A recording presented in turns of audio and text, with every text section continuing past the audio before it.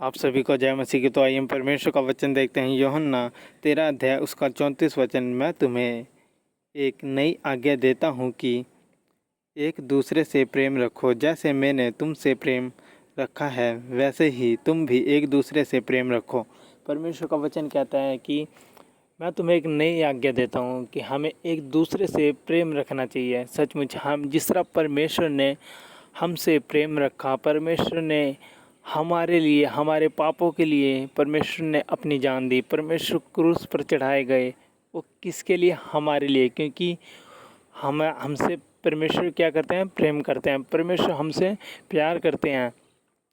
परमेश्वर का वचन कहता है कि वैसे ही तुम भी आपस में एक दूसरे से प्रेम रखो। हमें भी प्रेम ऐसे ही रखना है। हमें भी एक दूसरे के दुख में सहभागी होना है। हमें भी एक दूसरे के साथ मिलकर रहना चाहिए, प्रेम में बन कर रहना चाहिए। उसका वचन क्योंकि हमें यही सिखाता है। उसका वचन हमें कहता है कि तुम भी जैसे मैंने तुमसे प्रेम रखा वैसे ही तुम भी एक दूसरे से प्रेम रखो।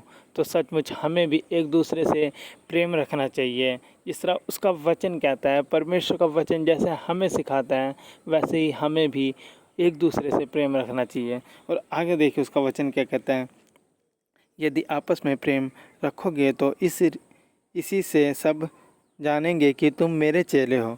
परमेश्वर का वचन कहता है कि यदि तुम आपस में प्रेम रखते हो तो यही देख के ये दुनिया के लोग सब जानेंगे कि तुम मेरे चेले हो। सचमुच हम परमेश्वर के चेले हैं तो हमें एक दूसरे से प्रेम रखना चाहिए, जिससे लोग भी जाने कि हम किसको चाहने वाले हैं, हम किसको अपने लिए मानने वाले हैं।